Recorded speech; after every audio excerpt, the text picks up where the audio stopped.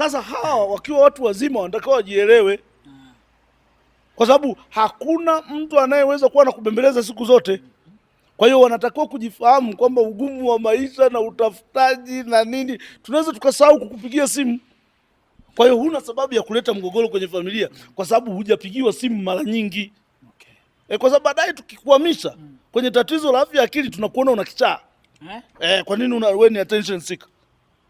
Anataka kuonyesha upendo? Anataka kuonyesha upendo ambao unaumiza mtu mwingine. Hakuna watu wanateseka kama watu ambao wanaishi na watu wanaopenda kujaliwa kupita kiasi. Hawa wanapata matatizo sana kwenye ndoa. Utaona ndoa ni mzigo kwa sababu yeye anataka unavyokula anataka wewe unamwangalia anavyotafuna, anakulaje leo, anaweza kaagiza anaumwa, take attention, hata kubeba kupeleka huku wapi sijui na nini. Yaani wanataka uwe jirani unabembeleza muda wote. Sasa mimi ananibembeleza nani? Kwa sababu wewe unataka ubembelezwe muda wote na mimi nabembelezwa na nani? Ndoa ni kubembelezana bwana. Mimi wewe shabembelezwa huko. Ndoa ni kubembelezana. Inabidi mimi ninavyokubembeleza na wewe nibembelezake. Sasa hatuwezi kuwa tunakaa tunakubembeleza wewe alafu sisi tumeachwa. Kote. Two way traffic. Okay. Nakupa unanipa. Lakini nasema kutoa labda wewe kama ni wa kwanza ngapi uko ushabembelezwaga na wazazi? Mimi nakuwa sihitaji sana lakini nahitaji hata kidogo tu. Hata kidogo tu nipe. Nibembeleze kidogo. Na mimi niwakumbuke wazazi wangu. Okay. Sasa wewe unataka ubembelezwake wewe tu. Hiyo haiwezi kuwa sawa. Sasa angalia, jichanganye siku moja. Muoane wote mmetoka kwenye kituo cha watoto yatima. Yaani wewe umelelewa kwenye kituo cha watoto yatima, alafu umeenda kuoa au kuolewa na mtu ambaye ametoka kwenye kituo cha watoto yatima. Kwani hao wanalizikaga? Kwani changamoto ni nini? Waliziki. Si changamoto tena hao si ndo. Tena hao si ndo rahisi kwa sababu wote kama kuna changamoto waliziki. Mbuzi hawaliziki hao. Yaani kinachotokea ni kwamba ukimpa zawadi, umemnunulia simu, chukua hii. Haoni kama umemnunulia wewe mpenzi. Anaona ni shirika limekuja kuangalia kituo cha watoto yatima limempa zawadi. Kwa hiyo wewe ni shirika, yani wewe ni NGO, umempa zawadi huyu, umekuja kwenye kituo cha watoto yatima, ndio umempa. Sio mimi sio umempa kama mpenzi sweet, no. Kwa sababu hawa wanapolelewa yanakuja mashirika, vikundini, ni hivi naleta yetu, tunaenda kwa watoto yatima, wanapeleka. Kwa hiyo maisha yake yote anaonaga wanatupa. Kwa hiyo wanatupatia. Na unapoishi naye yeye sasa umemchukua kama mke, ukimpa anajua ni lile mashirika yale yanaendelea kutoa. Unataka hapo ngoja. Huyu yeye anajua tofauti hiyo, mimi si mke wangu tayari, yani tuna maisha ya kimahusiano ya hisia. Kwa nini asitofautisha hapa? Nini ambacho kinamfanya anashindwa kutofautisha? Sasa kutofautisha ni awareness, na ndio maana wewe umekuja na mada hii. Ili sasa waelewe kwamba ukiolewa au ukioa jiondoe kwenye ule uyatima.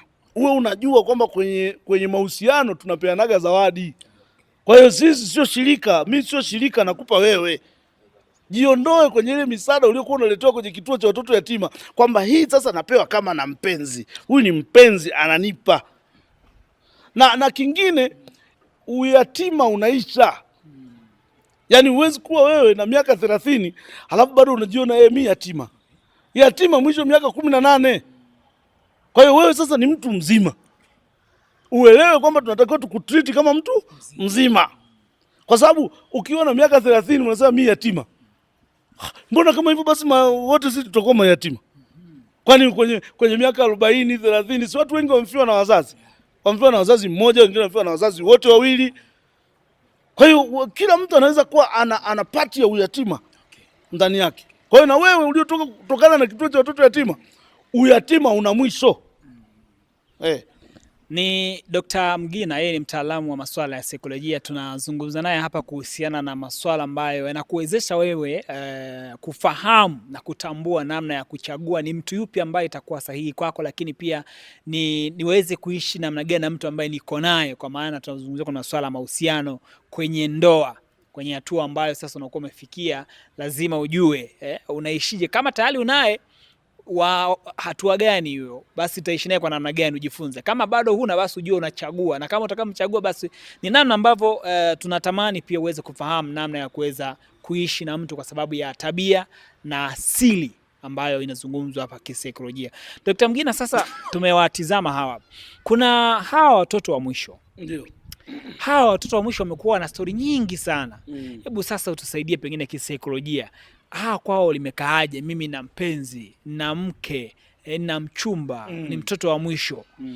Au yani hawa nao wana tabia gani, sifa zao namna gani tunaweza tukakabiliana nazo? Watoto wa mwisho mara nyingi wana tabia ya utegemezi, kutegemea. Kwa hivyo wakiingia kwenye ndoa, mtoto wa mwisho na mtoto wa mwisho, kinachotokea ni kwamba wanakuwa na familia yenye amani sana, yenye utulivu sana. Kwa nini?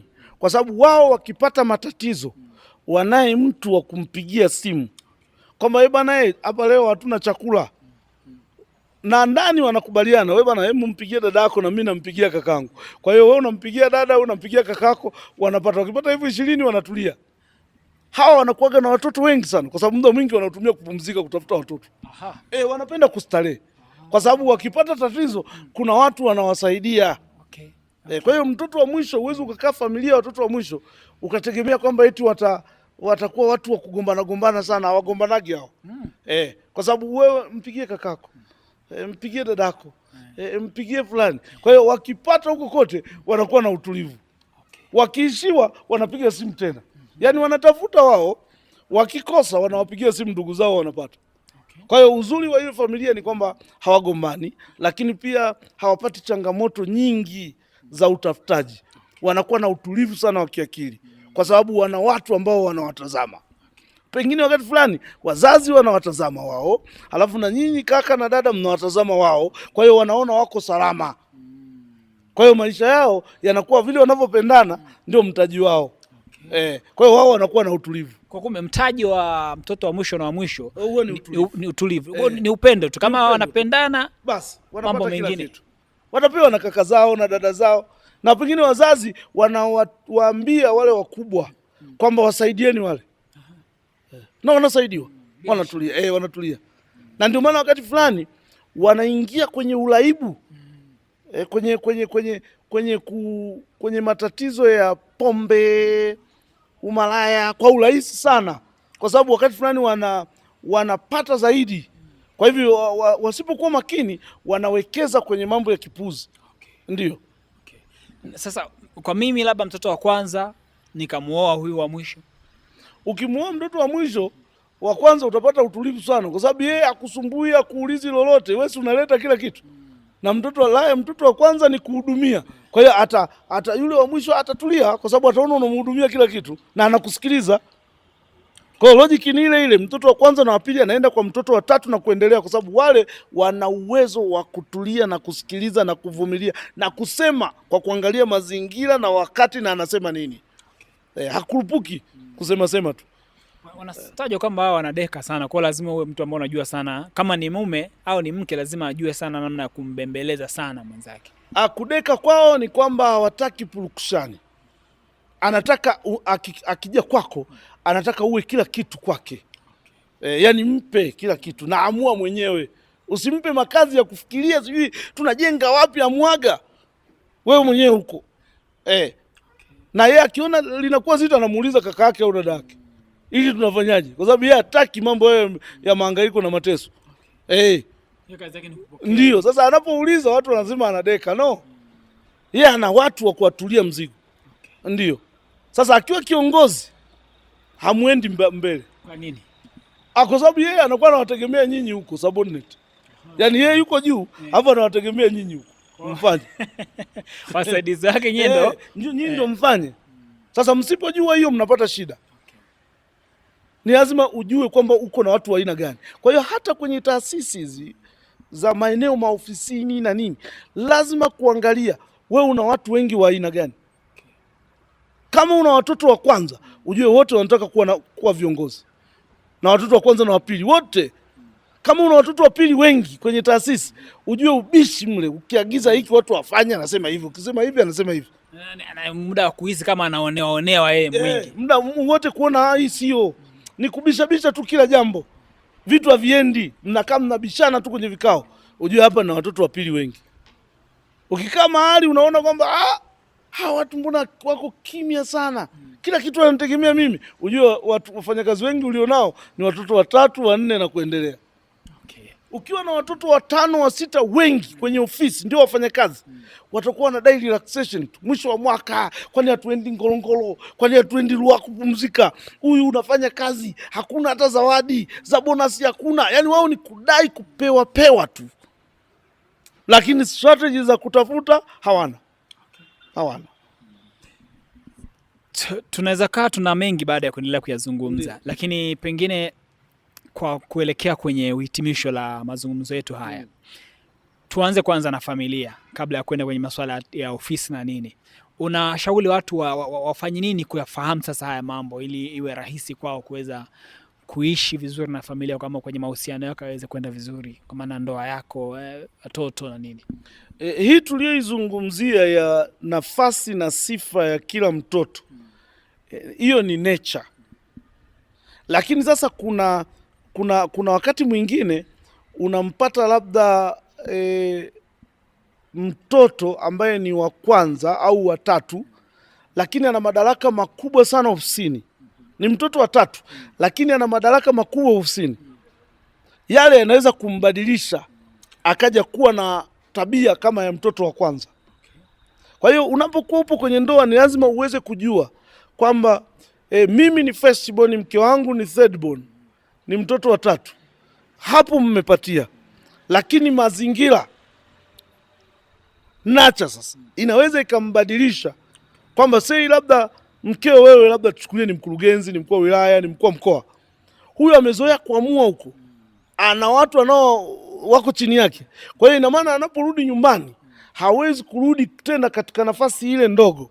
Mazingira yamembadilisha, amekuwa sasa kwenye nafasi ya kwake. Kwa hiyo obvious, wewe hata kama ulikuwa first born, lazima ujue kwamba huyu, kutokana na nature ya mazingira yake, mimi natakiwa nimsaidie kwa kushuka chini. Kwa hiyo ndio maana nasema nyi wanaume wapendeni hao, na nyi wanawake watiini hao. Kwa nini mnawatii? Na huku mwanaume akaambiwa ishi nao hao kwa akili, na wao huku wakaambiwa kwamba mvumilie mwanaume. Kwa nini yote hayo yanakuja? Yanakuja kwa sababu ya hiyo sasa, kwamba wewe umejua kwamba huyu mwenzako ni mtoto wa 3, ni mtoto wa mwisho, alipaswa labda kukuheshimu na wewe unadhani ulichagua vizuri, lakini baadaye amebadilishwa na mazingira. Mazingira yamemfanya kuwa juu. Wewe sasa ndio unatakiwa ujiweke vizuri sasa, bila kujali jinsia. Sawa, huyu ni Dr. Leonard Mgina, mtaalamu wa masuala ya saikolojia nchini Tanzania. Tumezungumza naye kuhusiana na nafasi ya mtoto wa kwanza, wa pili, wa 3, wa 4 mpaka wa mwisho au na wa kwanza, kwa maana kwa ujumla wake kwamba ni nafasi katika uzaliwa na masuala ya mahusiano, kwa maana masuala ya familia, lakini pia masuala ya utendaji, kwa maana ufanyakazi kwenye taasisi, na ameeleza mambo mengi, na naamini kwamba pia tutakuwa na nafasi nyingine ya kuzungumza mambo mengine mengi zaidi. Hii ni Travo TV, mimi ni Mbushi Kwilasa. Hakikisha kwamba una subscribe, una turn on notification kuendelea kufahamu mengi zaidi haya ya saikolojia ambayo tutakuwa tunakuletea mara kwa mara kutoka kwa mtaalamu wetu Dr. Leonard Mgina ambaye ameyazungumza leo hapa, anayo mengine pia ya kuyazungumza. Tafadhali hakikisha uko pamoja na sisi. Wakati mwingine pia tutakutana kuzungumza mambo mengine, na kama pia una jambo ungetamani kupata ufafanuzi, basi unaweza ukatuandikia tu kwenye comment, na sisi tutamfikishia yeye na atalijibu, kwa sababu yeye kazi yake ni kuhakikisha kwamba jamii inafahamu vizuri mambo haya ya kisaikolojia na kuweza kuishi vizuri. Dr. Mgina, mimi nikushukuru sana kwa kukaribia leo na kwa haya ambayo umeyapeleka kwenye jamii yetu ya Kitanzania, pengine Afrika Mashariki na Afrika kwa ujumla na duniani. Ndio, nashukuru sana. Karibu tena kwa mara nyingine. Asante sana. Sana. Tunamshukuru, na hivi ndivyo ambavyo tunahitimisha mazungumzo yetu leo kuhusiana na nafasi ya uzaliwa, kwa maana kwenye masuala ya familia na mahusiano kwa ujumla yake. Nyuma ya kamera alikuwepo Omega Msamati, mimi ni Mbushi Kwilasa na hii ni Travo TV. Asante, endelea kuwa pamoja nasi.